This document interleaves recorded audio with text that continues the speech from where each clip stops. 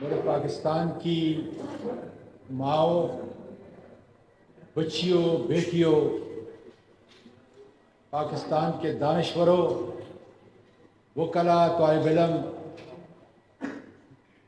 मेरे आर्मी से ताल्लुक़ रखने वाले काबिल कदर एक सिपाही से लेकर जर्नल तक तमाम मुल्क के जजेस,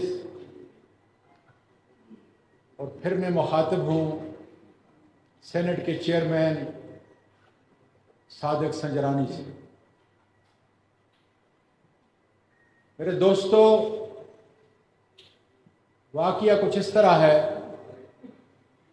कि मैंने चंद दिन पहले एक प्रेस कॉन्फ्रेंस की और जिसमें बड़ी वजाहत के साथ अल्लाह के फजल से ये कहा कि मुझको इसलिए कोई दबा नहीं सकता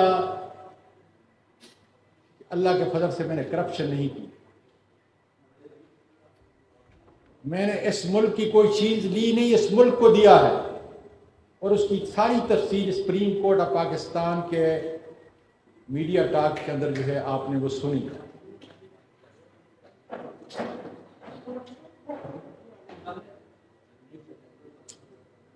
मेरे मुल्क के लोगों,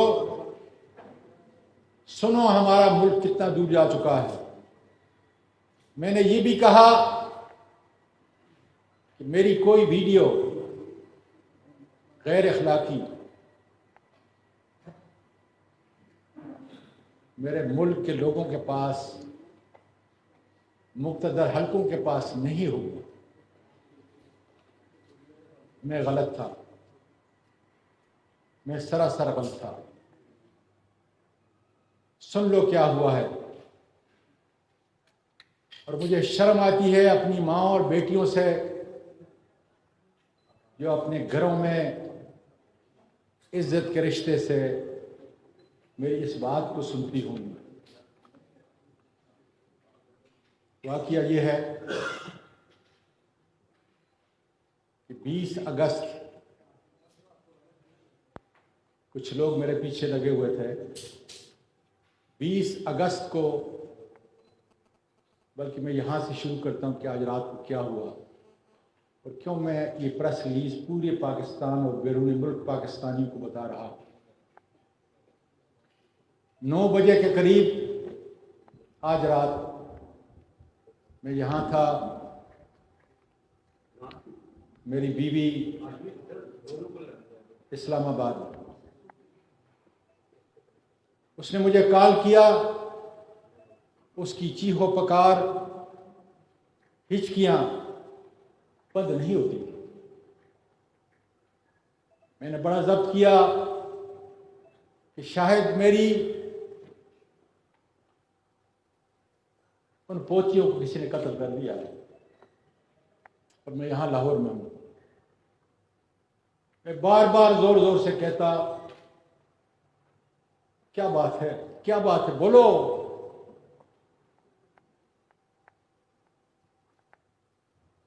से आवाज नहीं निकलती थी, चीखो पुकार के रहा। एक दफा, 2 दफा तंग हुआ। ये सिलसिला कोई 4-5 मिनट तक चलता रहा। उसके बाद मेरी बेटी जो अमेरिका से सिर्फ इस वाक़ये के लिए आई हुई है, मैंने उसको कॉल किया। मैंने कहा, बेटा तुम्हारी 2 जवान बेटियां हैं, न मुझसे और न तुम्हारी माँ से तुम्हारी कोई चीज़ छुपी हुई है। हमने तो तुम्हें इस तरह अपने हाथों में नहलाया और बड़ा किया है। मेरी सबसे अजीज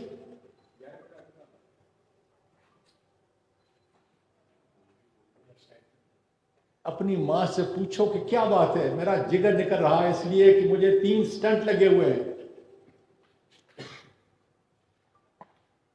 मेरा दिल फट रहा था। उसने कहा, जरा थोड़ा ठहरो। वो गई, माँ को मनाया तो माँ ने कहा कि इनके पास मुझे किसी ने बगैर नंबर के एक वीडियो भेजी है, क्योंकि मेरे मुल्क की बच्चियां जो हैं, मेरे मुल्क की पोतियां जो हैं वो सुन रही हैं, और उस वीडियो में तुम हो, आगे मैं नहीं कह सकता। तो मैंने अपनी बेटी को कहा कि तुम्हारी माँ नहीं समझती कि मैं 9 बजे सोने वाला हूं और 3:30 बजे तहज्जुद के लिए उठने वाला हूं। सारी जिंदगी मैंने इसके साथ गुजारी है, और इसको पता नहीं कि चंद दिन पहले 13 अक्टूबर की सुबह को जो मुझे उठा के ये गारम ले गए, उस वक्त मेरी वीडियो बनाई। और आजकल वीडियो को कन्वर्ट करना, जेली वीडियो बनाना कोई मुश्किल काम ना। तो फिर सिस्कियों में बोलती रही कि डैडी ये किसी और की नहीं है,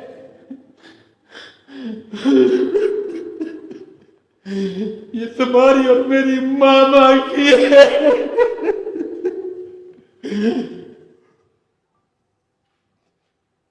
देखा बेटा ये कैसे मुमकिन है?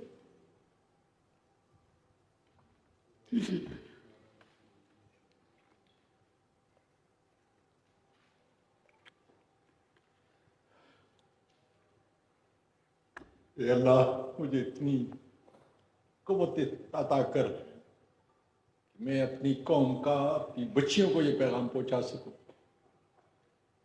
उसने कहा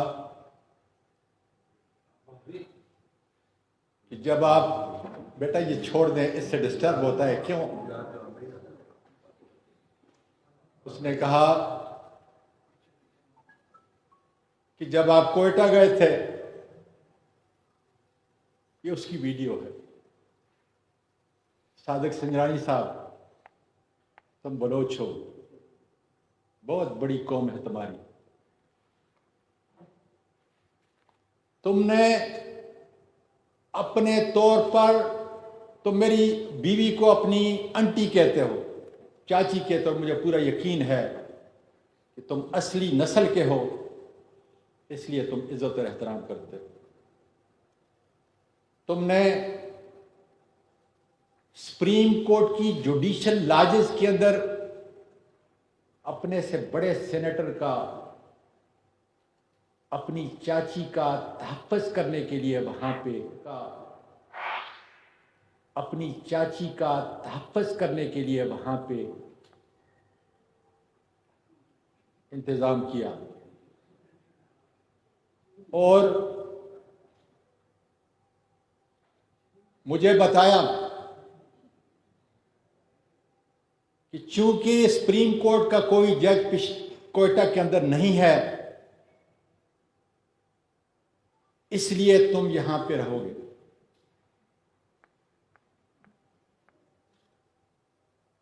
मेरी बीवी जो एक महफूज जगह पे मुल्क छोड़ के चली चुकी है, मेरी आखिरत समाया। मेरी पोतियां जिनको मैंने अमेरिका में पैदा हुई यहां पे लेके आया, ट्रोमा और स्कार लेके मेरे इस मुल्क से, मेरे मुल्क के वासियों सुनो, आज अपने दादा के इस मुल्क से जो कायद आज़म ने बनाया था, उनको मजबूर किया गया, जिस तरह बहुत सारे लोगों औरों को, कि वो मुल्क छोड़ के चली जाए, और उन्होंने अपने दादा को यही छोड़ दिया। मेरे मुल्क के लोगों, जिस शख्स ने हराम नहीं खाया, मिलियनों मिलियन डॉलर मैंने अपने इस मुल्क के अंदर आए गरीबों, मस्कीनों, बेवाओं और यतीमों का आसरा रहा। वकालत में आला की, पार्लियामेंट में 17-18 साल से गुजारे। करदार पे खुदा गवाह है, सुबह तक कोई जो मेरे इर्द गिर्द रहते हैं सारे जानते हैं कि मेरी जिंदगी का, मेरी वाइफ की जिंदगी का मामूल कि 9 बजे हम सोते हैं, 3:30 बजे उठते हैं, सारी जिंदगी। मैं तो अपने परवरदिगार से सवाल कर रहा हूं, या परवरदिगार, ये मुल्क पाकिस्तान है,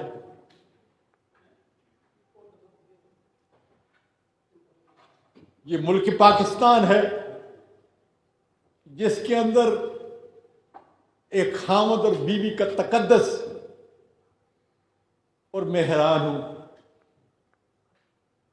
कि फौज की वर्दी में मलबूस वो दरिंदे, वो काली भेड़ें जो इस काम पे मामूर की हुई हैं कि अगर इसकी करप्शन की फाइल नहीं है, इसकी कोई गैर अखलाकी कोई वीडियो नहीं है, तो फिर इसका और इसकी बीवी के जो है वो निकाल। संजरानी साहब,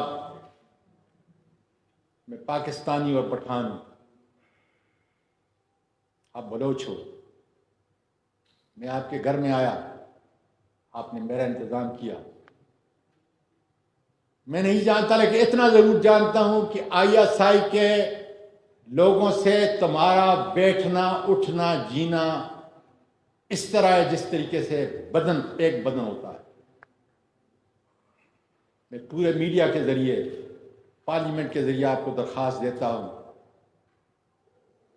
कि तुम्हारी चाची को और तुम्हारे चाचे को इस मिल्लत इस्लामिया के अंदर इतनी गिरावट का शिकार बनाया है। क्या कोई मेरी बहन, मेरी बेटी ये सोच सकती है कि उसके घर के अंदर उसका अपना बाप और उसकी अपनी मां, और उस दर्द को देखो कि अगर वो तस्वीरें बाहर चली जाए। इन्होंने 9 बजे जालिमों ने एक अननोन नंबर से मेरी वाइफ को वीडियो भेजी। मेरे मुल्क के लोगों, मैं तो 2001 के अंदर इस मुल्क में आया था कि इस मुल्क की खिदमत करूं। इस मुल्क ने मुझे इतना इतना कुछ दिया, इतनी इज्जत दी, लेकिन क्या ISI की ये काली भेड़ें जिन्होंने इस मुल्क की रवायात को, इस मुल्क के अखलाक को, इस मुल्क के किरदार को तबाह करके रख दिया है, सब ठेके इनके, लोगों को लड़ाते हैं, लोगों को मारते हैं, कत्ल करते हैं। और अल्लाह तेरा शुक्र है कि मेरी प्यारी बीबी जो नानी भी थी और दादी भी थी, मेरी बहू और मेरी 3 पोतियां हिफाजत से यहां से निकल चुकी हैं। किस मुल्क से? ये अफ्रीका नहीं है, ये ला इलाहा इल्लल्लाह मुहम्मद रसूलुल्लाह के मुताबिक बना। बाजवा साहब, मेरे खानदान के कितने लोग, सिपाही से लेकर लेफ्टिनेंट जनरल तक इस मुल्क की खिदमत की, और तुम्हारा और मेरा रिश्ता कितना करीब है। जब भी हमारी हुकूमत के, हमारी कभी मुलाकात हुई, आपने हमेशा स्वाति साहब के नाम से याद किया मुझे। मैं नाम नहीं लेता इस मीडिया के ऊपर, लेकिन आप जानते हो कि आपका एक बहुत बड़ा करीबी मेरे पूरे खानदान का उससे कितना करीबी तल्लुक है। 25-30 साल से मेरे कितने खानदान के लोग आपके उस बड़े के करीबी दोस्त हैं। मैं खुद उसका दोस्त हूं।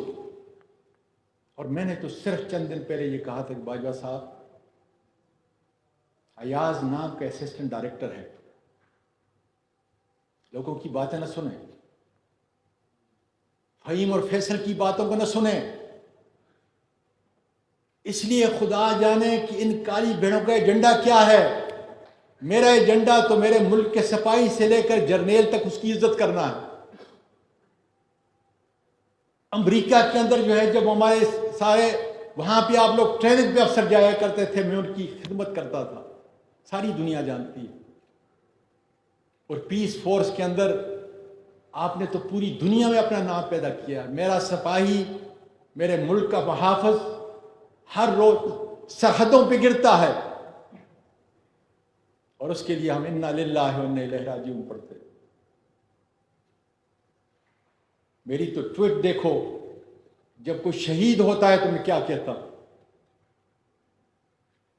और मेरा कसूर सिर्फ यह है कि 16 अरब रुपया मेरे इस गरीब मुल्क का वो माफ किया गया, उस पर मैंने आपको ट्वीट की। वो मेरा तो कानूनी और आईनी हक है। और क्या उसका बदला ये काफी नहीं था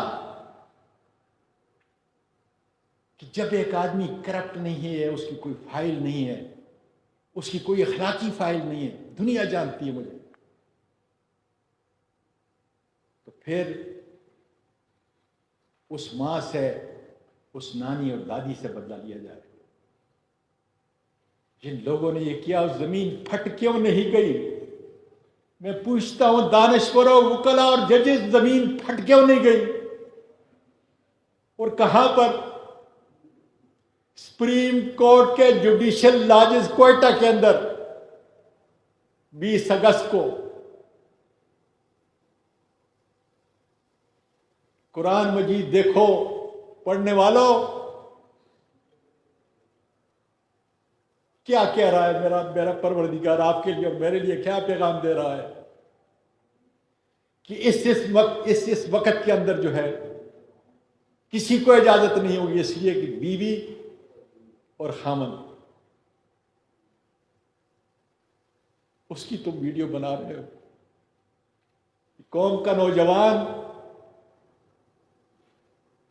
क्या उन मासूम आर्मी के सिपाहियों से लेकर जर्नैल तक नफरत नहीं करेंगे कि उसी वर्दी के अंदर ये काले भेड़िए इस मुल्क की अखलाकियात को इतना गिरा दिया है, इतना गिरा दिया है कि लोगों की जबानें बंद करने के लिए ये मासूमों का कत्ल मुल्क से और मुल्क से बाहर भी करते हैं। मेरे पास तो स्वाय इज्जत के कुछ भी नहीं था, इस मुल्क में बड़ा हुआ और फिर सब कुछ इस मुल्क को दे रहा हूं। कौन सा कसूर था? और अब तो अल्लाह का शुक्र है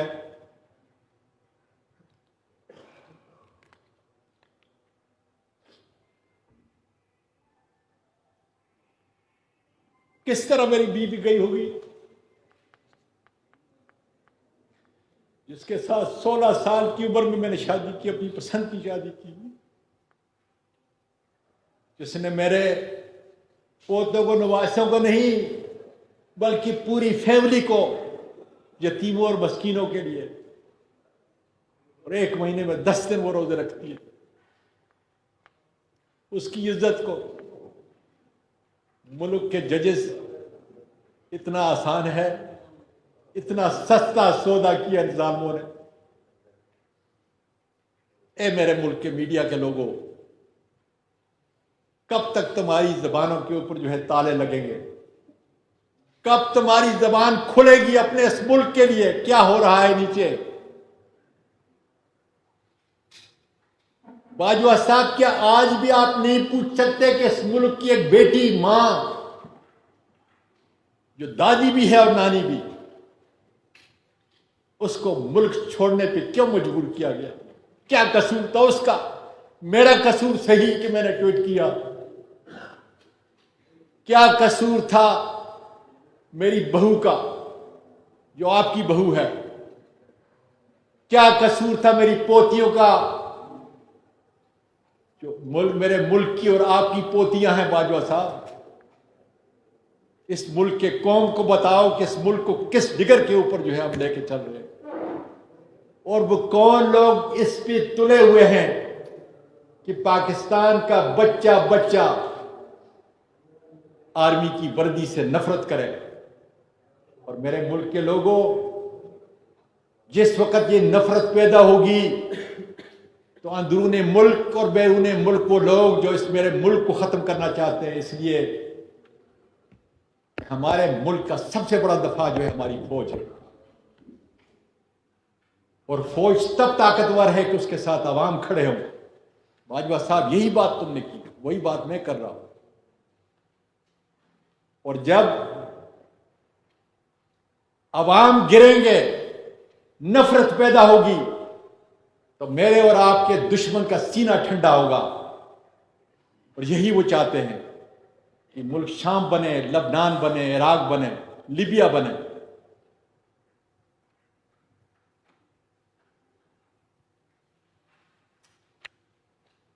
चंद्रानी साहब, फिर कहता हूं, मैं तुम्हारे घर के अंदर था, मुझे मालूम नहीं था कि सुप्रीम कोर्ट के उस लाजिज के अंदर भी ये काले भेड़िए बाहर की नहीं, मियां और बीवी के साथ जो है इतना गिरावट, इतना गैर अखलाकी काम। और क्या मेरे मुल्क की सारी बच्चियां और माएं आपसे नहीं पूछेंगी कि ये क्या हुआ है? क्या मेरे मुल्क का मुअर्रिख जो है ये नहीं पूछेगा कि इन बच्चियों को, इन माओं को क्यों मजबूर किया गया कि मुल्क को छोड़े, अपने मुल्क को छोड़े?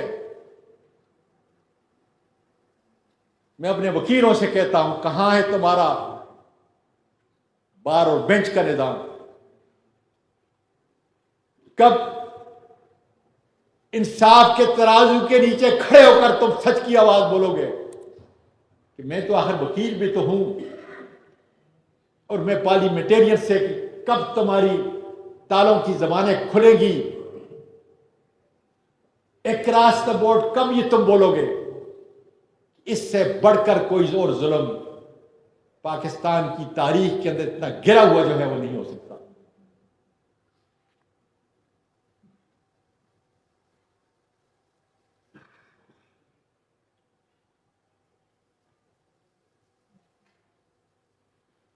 मैं कौम की माओं को कहना चाहता हूं, कौम की बेटियों को कहना चाहता हूं, इस जुल्म की आवाज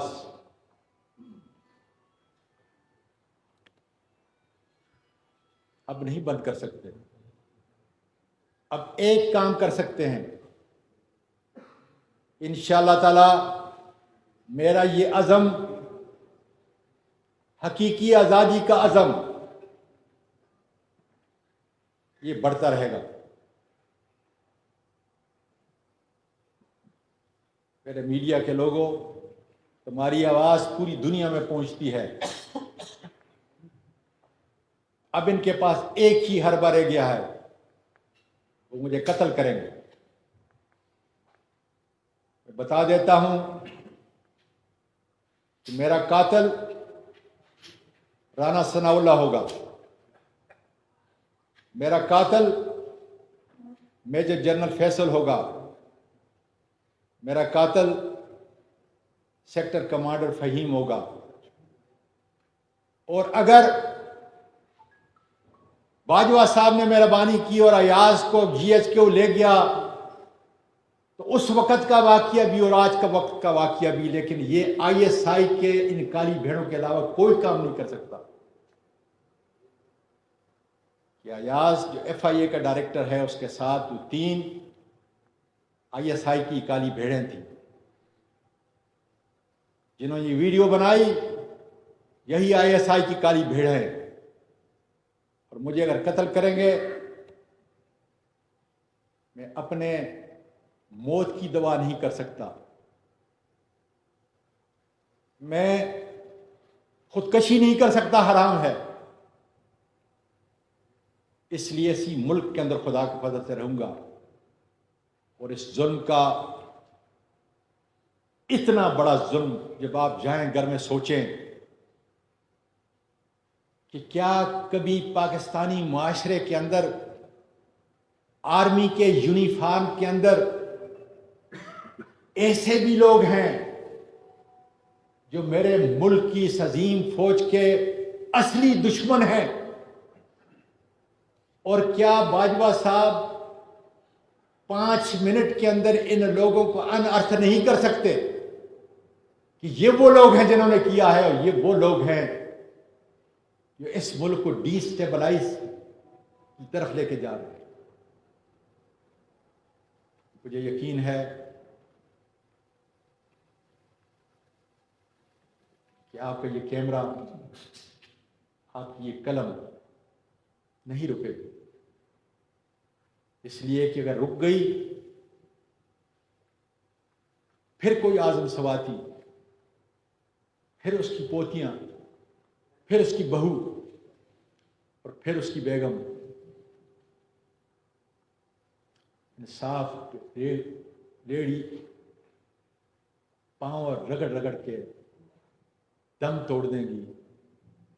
और फिर खुदा जाने पाकिस्तान आपकी सहाफत और आज़ाद मीडिया की आवाज़ खुदा जाने क्या होगी। मैं कोई सवाल नहीं लूँगा, इसलिए कि उसका जवाब सारी दुनिया में मेरी बेटियां माएँ सुनेंगी। तो मुझ में मज़ीद सकत नहीं। या परवरदिगार अगर वाकई उस माँ किया है, इस बाप किया है, मेरी पोतियों को जिस कार के साथ भेजा गया,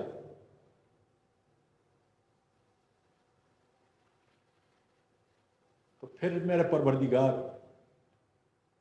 जुल्म पे अपनी बिजली गिरा और मेरे मुल्क के लोगों उठो। अगर इसी तरीके से हमने बुज़दिली का सबूत दिया,